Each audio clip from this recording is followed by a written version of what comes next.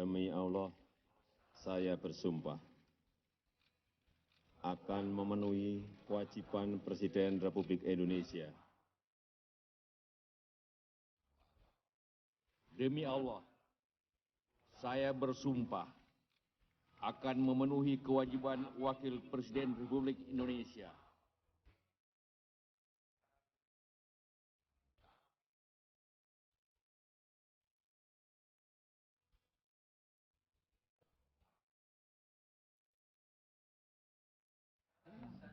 Ya, terima kasih masih bersama kami.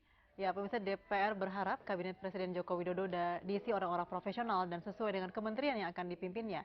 DPR juga mengajak masyarakat mendukung kabinet yang telah ditunjuk Jokowi dan Yusuf Kala.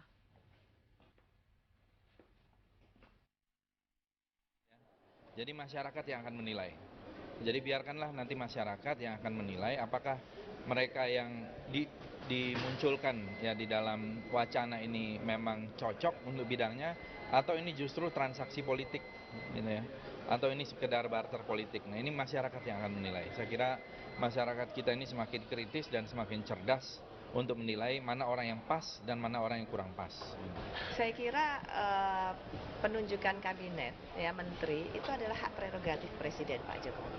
Jadi yakin bahwa Pak Jokowi akan menunjuk menteri-menterinya yang terbaik untuk mewujudkan impian rakyat Indonesia. Jadi nggak perlu khawatir. Tapi ya, yakin. Kepemimpinan kementerian yang benar. Ya itu kan beliau sudah lebih tahu.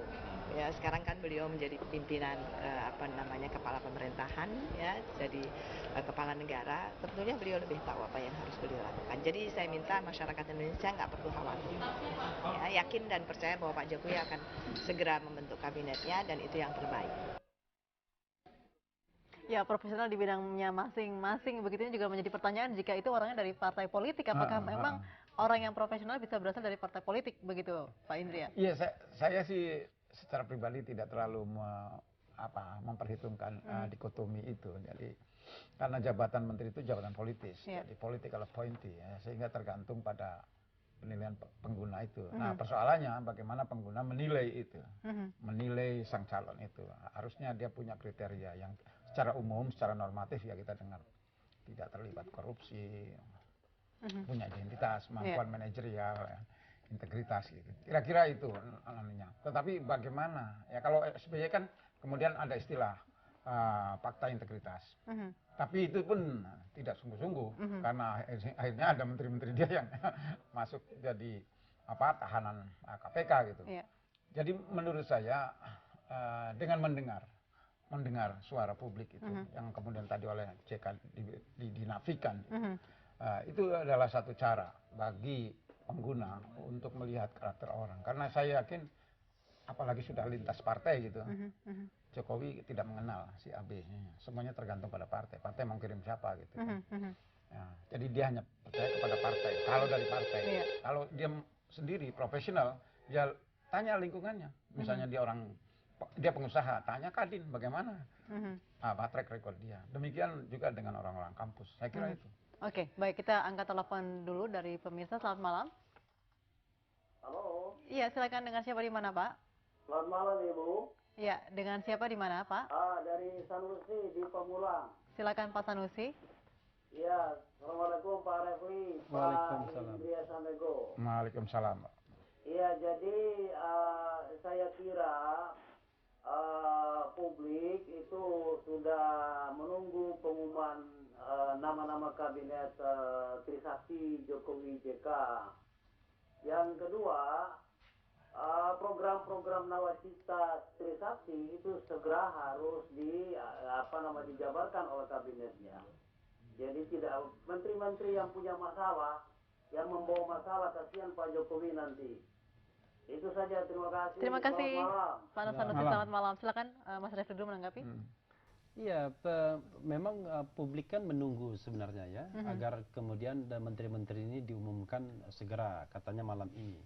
Tetapi ternyata penonton mungkin harus kecewa, karena ternyata ada perkembangan terbaru yang baru disadari belakangan, yaitu Undang-Undang Kementerian Negara. Pasal 19 itu mengatakan bahwa penggabungan, peleburan yang mengakibatkan perubahan nomenklatur kementerian itu harus dengan pertimbangan DPR. Dan pertimbangan itu jangka waktunya keluarnya itu 7 hari kerja.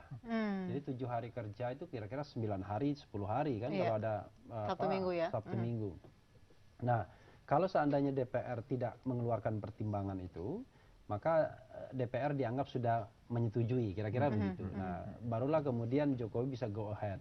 Artinya dengan ketentuan pasal 19 Undang-Undang Kementerian Negara ini, kabinet baru bisa diumumkan 10 hari ke depan.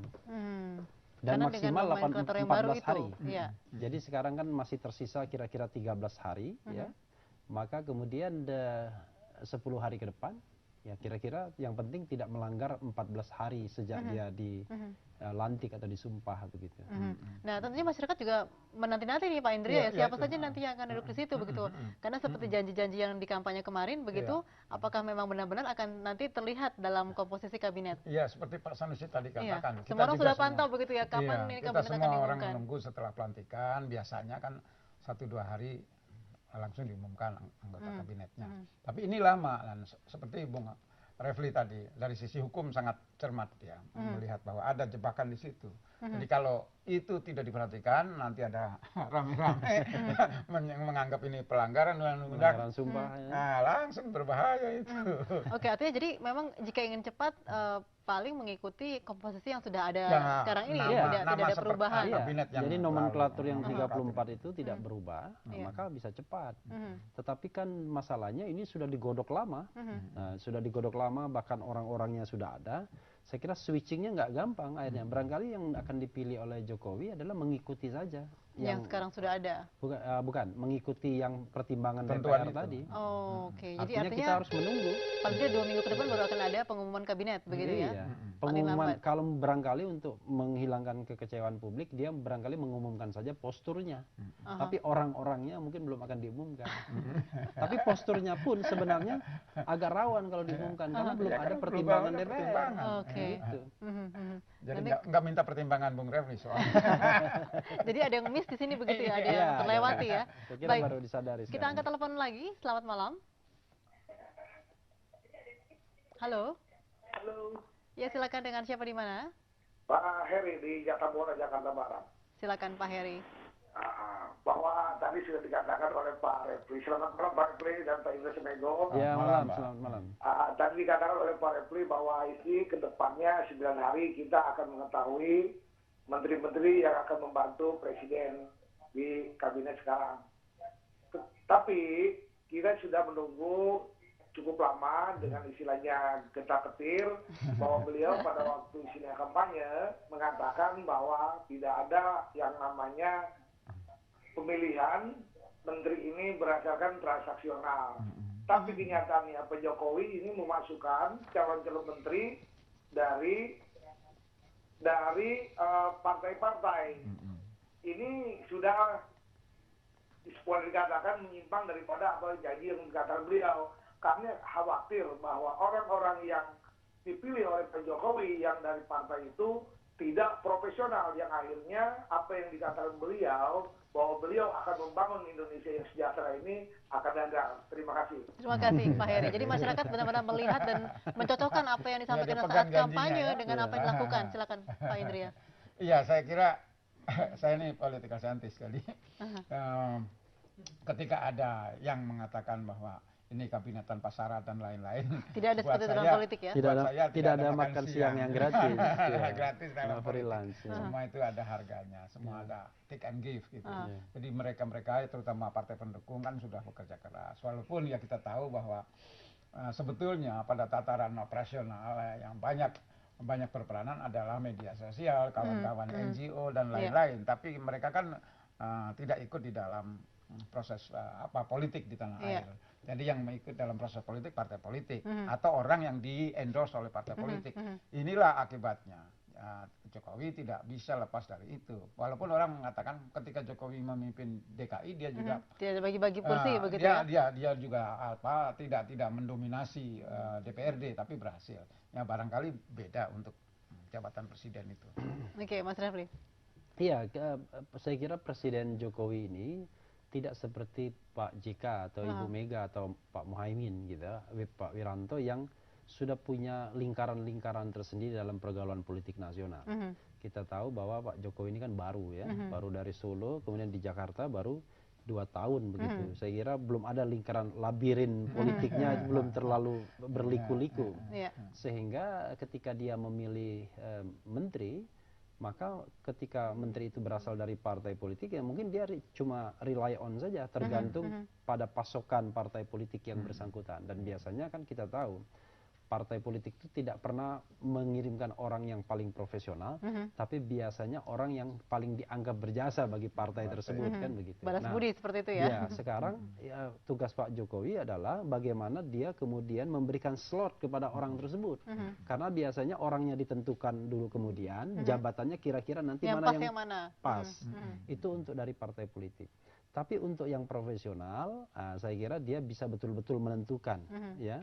Dicari profesionalnya di bidang apa, lalu kemudian kementeriannya itu kemudian bisa ditentukan, atau sebaliknya. Tapi yang jelas bahwa ini mungkin match ya. Nah, inilah yang membuat saya kira pusing setengah mati presiden ini ya, untuk kemudian segera menemukan tim yang tepat begitu, ketika kemudian menghadapi setoran-setoran partai politik. Mengkombinasikannya bagaimana begitu ya? Atau setoran dari wapresnya sendiri bahkan ya, yang barangkali orang tersebut barangkali bagi beliau tidak berkenan, tapi cara untuk tidak berkenannya kan cara Jawa. Jadi lewat KPK dulu. Lewat KPK, lewat PPATK dan lain sebagainya. Dan ini menunjukkan bahwa kendati teorinya mengatakan bahwa itu hak prerogatif presiden, ini sistem pemerintahan presidensil, ya tetapi secara politik di atas kertas ya tidak ada memang makan siang yang gratis. Semuanya itu ada harganya begitu. Oke, baik. Terima kasih banyak Mas Refri dan Pak Indra. Sayang sekali waktu kita sempit sekali. Dan kita tentunya menantikan maksimal tadi Mas ya, 2 minggu ke depan ya, baru kita tahu siapa saja nama-nama yang ada dalam kabinet. Maksimalnya 10 hari. 10 hari ya, jika memang ada perubahan. 13 hari, jika ada perubahan nomenklatur ya, jika tidak mungkin masih sama dengan yang kemarin kabinetnya Pak. Iya, bisa cepat. Iya, baik. Terima kasih.